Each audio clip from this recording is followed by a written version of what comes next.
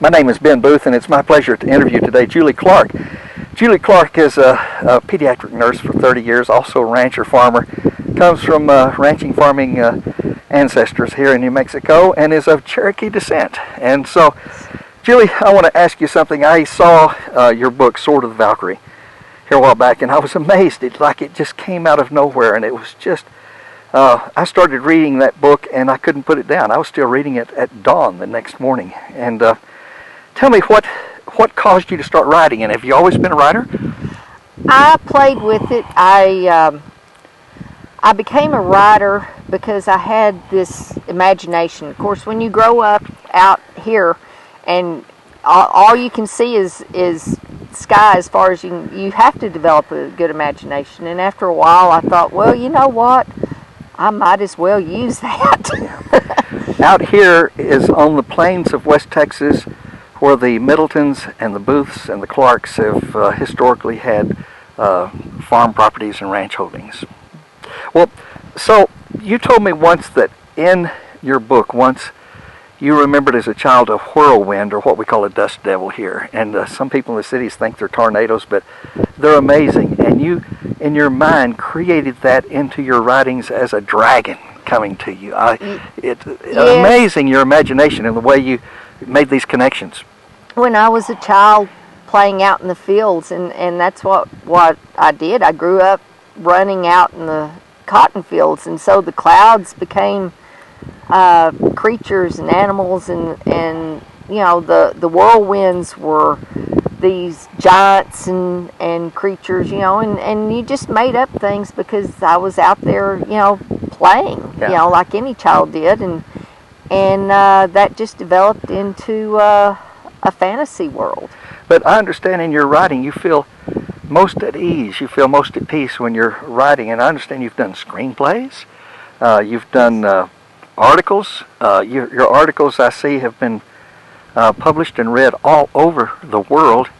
And I even saw you've got how many awards, national awards, for your writing? I've won 3 awards for my writing, and that was primarily Sword of the Valkyrie. And yes, when I'm happy when I write, and I write when I'm happy. Yeah. So yeah, if I can write, you know, and I don't really care what I write. You know, it can be a novel, it can be a screenplay, it can be an article. I really like contributing articles. Yeah. But yeah, that's what I like to do is spin stories, and some of them true, and some of them fantasy, and some of them are political dramas that are trying to get a point across. Recently, there were a group of 15 actors in Albuquerque who read your screenplay on, what was it, Call Me Daddy was the name of that? No, that was the initial title before I brought it out. It's called the Patriot Act. The Patriot Act. And loosely, I'm going to kind of touch on the story and you jump in, okay? Okay. You've got a farm boy that's working out in these farm fields like we are sitting in here. And he loses his job because farming is tough, and his family has to let him go. So he goes to the big city and has a confrontation with the son of an Arab sheik from Saudi Arabia, who is a boxer. But the farm boy gets in, somehow this Saudi Arabian guy disrespects a young American woman, and so the farm boy challenges him for honor's sake and just beats the heck out of him. And the father back in Saudi Arabia is furious that his son has been humiliated. Anyway, it brings in the FBI and the president. It becomes an adventure. It's humorous. After 2.5 hours at this screen script reading of the actors, I think they were overwhelmed. It's got everything, excitement, and what a relevant subject of preconceptions of other cultures and everything. It deals with all of it, and sometimes the good guys in the story become the bad, and the bad guys become the good guys. You know, did I kind of capsule it?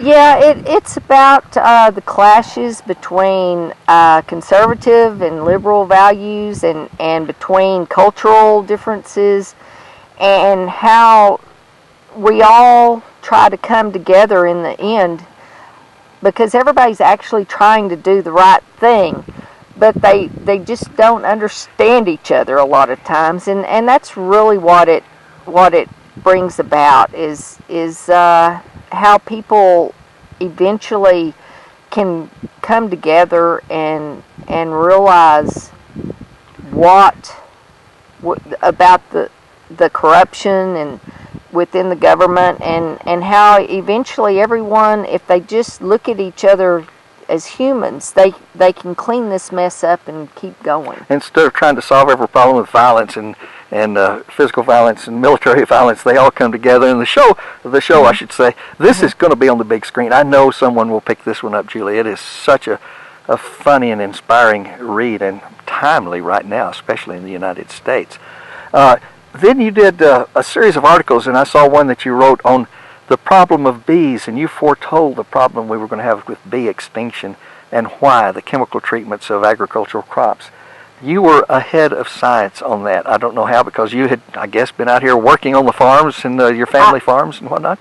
Yes, it was because I saw what was coming, because I was right in the middle of it. I kept bees. I kept them as a hobby, and I also, because I am closely involved with agriculture, I also saw all the changes within agriculture, and I could see the effects of those changes before science did, because I was there in the middle of it. And the effect of pesticides, and even a crop like cotton, where these cotton plants are in a blooming stage. I assume they need pollination, don't they? They do, and research has shown that bees within a mile of a cotton field will increase the harvest by about 6%, and that's equivalent to the pesticides that they use to kill out the boll weevils that cut the harvest by 6%.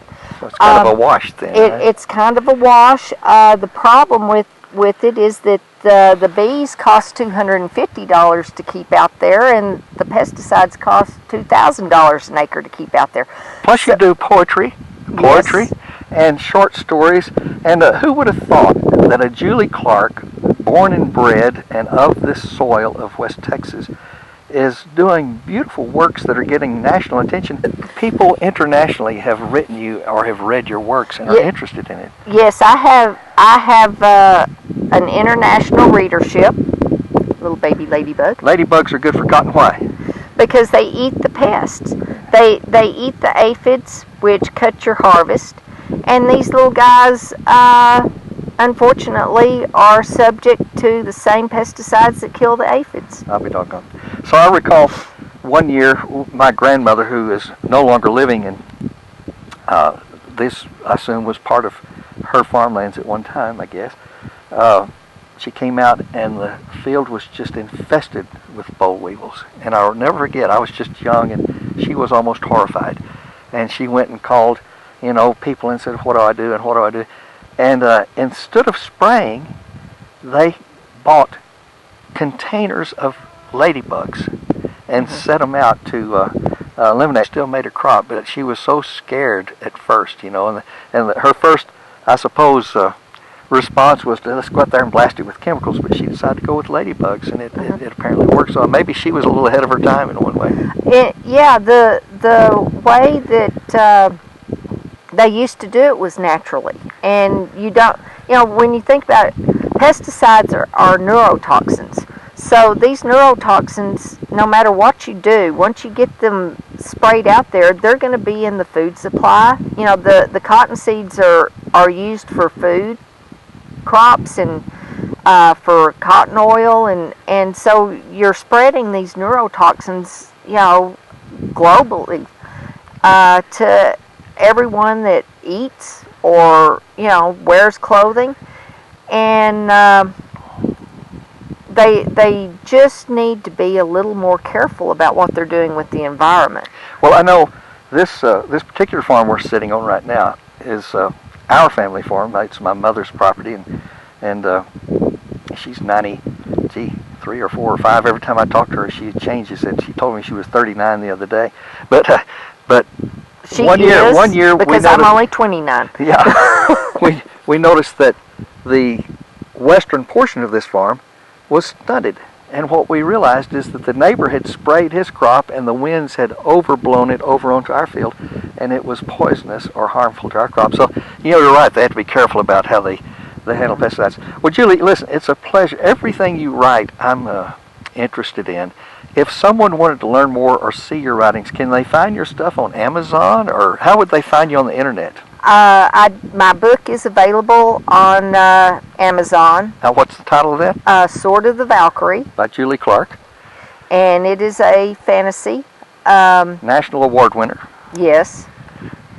And my poetry, Your work. I can be contacted at swordofthevalkyrie@gmail.com. How do you spell Valkyrie? Valkyrie. Okay. So again, one more time. swordofthevalkyrie@gmail.com. An up-and-coming author, writer, screenwriter. I think you're going to see her on the big screen. And what a pleasure. Any last words you'd like to say to people about what you're doing in terms of your writing? I am planning on starting another novel, sequel to Sword of the Valkyrie soon, but I take my time because it's all in fun. Yeah. Well, secondly, you're starting a mailing list of people to send notices when you publish something. Yes. How would you like people to get in touch with you if you'd like to, if the viewers here would like to hear more about your works or get copies of some of the stuff you've done? You can contact me on Facebook. It's Julie Clark and Sword of the Valkyrie at gmail.com, either way. Okay. I know you did a kind of a opening for that at Hastings bookstores there in Lubbock, and I remember the store manager saying it was the best new release sale they had ever had in that bookstore at that time. And so a lot of interest in a new author that's got something to say and does it very well. Julie Clark. Thank you, Julie. Thank you.